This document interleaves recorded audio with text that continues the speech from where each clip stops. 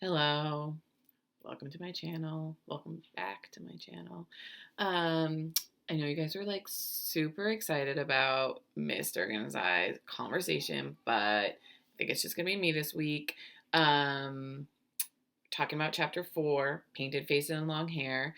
I'm going to do a quick recap. So we start kind of on the beach. We have a little bit of a distinction. They start to distinguish between the little uns and the big uns, and kind of describe this slow transition from over the course of the day on the island and describing the island.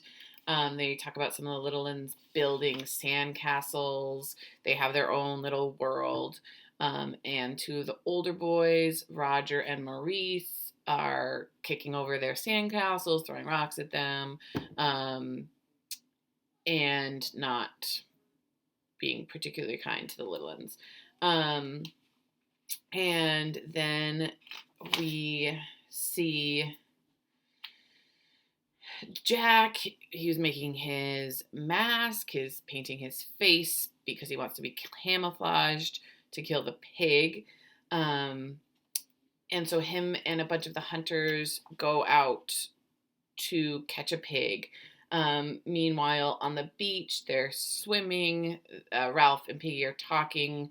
Then they see a little smoke on the horizon and they realize it's a ship.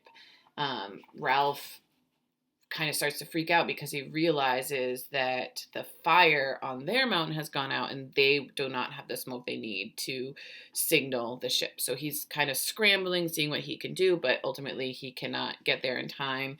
And as this is happening, Jack and crew come back with a pig. They've killed a pig. Jack's super pumped about it.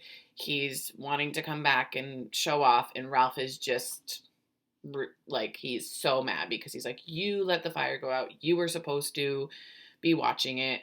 And Jack's like, but I got a pig. Like, come on. And so they're kind of arguing about that. And then Piggy kind of gets involved. He tries to be like, you let the fire go out. Jack hits him. And then they all kind of go up the mountain and they cook the pig. And at this point, the boys are questioning, like, who is really our leader? Like, yes, Ralph wants to get us rescued, but Jack got us this meat. And they've been kind of living off fruit and nuts for a really long time. So that pig is really tasty. And Jack at the end tries to kind of gain a little bit of his control back by blowing the conch and calling for a meeting. So, a couple things to point out about this chapter. We continue to see the boys, drifting further and further away from the super ego of the society back at home. We see this with Roger and Maurice when they're throwing the rocks, when they're destroying the sand castles. There's like a couple quotes. Let's see if I can find it. It says on page 60, it says, in his other life, Maurice had received chastisement for filling a younger eye with sand. Now, though there was no parent to let fall a heavy hand, Maurice still felt the unease of wrongdoing. At the back of his mind formed the uncertain outlines of an excuse. And then there... on page 62, when Roger is throwing stones, it says, yet there was Roger gathered a handful of stones and began to throw them. Yet there was a space around Henry, perhaps 6 yards in diameter, in which he dare not throw. Here, invisible yet strong, was the taboo of the old life. Round the squatting child was the protection of parents and school and policemen and the law. Roger's arm was conditioned by a civilization that knew nothing of him and was in ruins.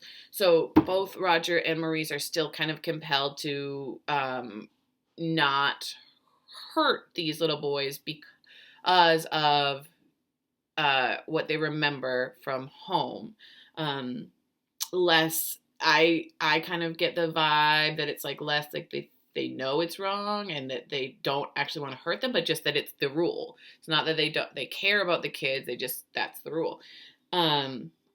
So Jack is also kind of clearly slipping from his like sense of reality. The mask kind of symbolizes his ability to gives him permission to kind of be this bloodthirsty kind of killer, essentially, to kill the pig. So, and I find this fascinating because he really wants he wants people to understand him. He comes back thinking that Ralph is going to be really excited that he killed the pig. And Ralph is not. And it's not just like, oh, I got meat, but it's like the excitement of actually killing something. So on page, let's see if I can find again. On page 70, it says, this is Jack we're talking about, he sought, charitable in his happiness, to include them in the thing that had happened. His mind was crowded with memories of the knowledge that had come to them when they closed in on the struggling pig, knowledge that they had outwitted a living thing, imposed their will upon it, taken away its life like a long, satisfying drink. So he found it really exciting to kill the pig, and he wants other people to understand that excitement. I think. So he talks about the blood a lot. This is also the first chapter where they do this like chant, kill the pig, cut her throat, spill her blood. Super normal. So that's going to happen again. And, they describe it as like a dance too, which is weird. And then also Piggy and like Jack also now has the audacity to like punch Piggy too. Like it's an excuse that he needed to hurt somebody. So he's really going in that direction.